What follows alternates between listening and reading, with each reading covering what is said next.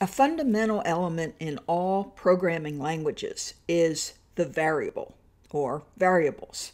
So how do we use variables and what are they? A variable consists of two parts, a name and a value. The value can be changed. The name cannot. So when you set up a variable, it has a name and it may or may not have a value, but you can change the value at any time. So you can kind of think of a variable as an empty paper bag.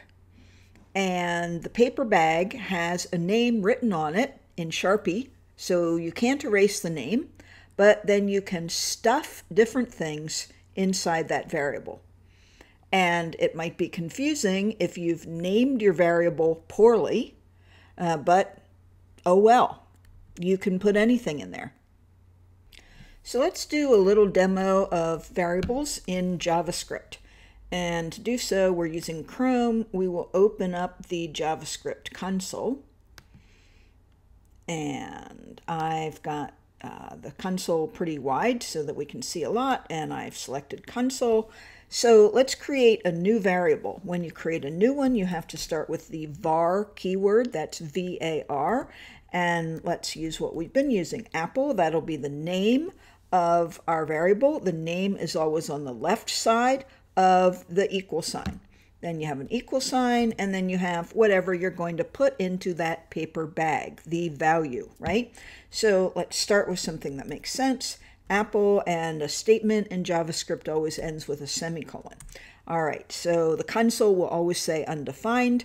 Let's not worry about that, but if we ask for the value of that variable, we will get back in quotes, because it is a string, meaning text, we'll get back Apple. Now, how do I change what's inside that variable? How do I change the value of the variable Apple? I use its name, always on the left side, and then I give it a new value, such as frog. Okay, semicolon. All right, now it's frog. Type Apple, I get frog. What if I want to add something to the frog? Say I want to add, okay, so right now I am calling the variable Apple, and I'm going to add to it, let's say another word, peach. All right, now I'm left with frog peach. Did that change the value of Apple? No, it didn't. The value of Apple is still frog. If I want to change the value of Apple to, say, a number, I can do it like this. And now can I do math with that number? Yeah, I can. I can say Apple plus 10, and I will get 67.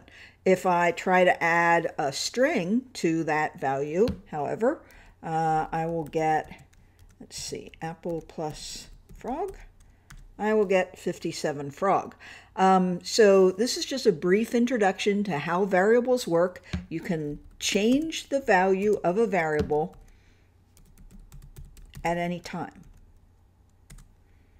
And then the old value will be lost, and the new value will appear whenever you use that variable in the future. So the variable only contains one value at a time, the most recent one. Variables are fundamental to learning how to code, to learning how to program. So take some time to play with variables and get yourself comfortable with the way they work.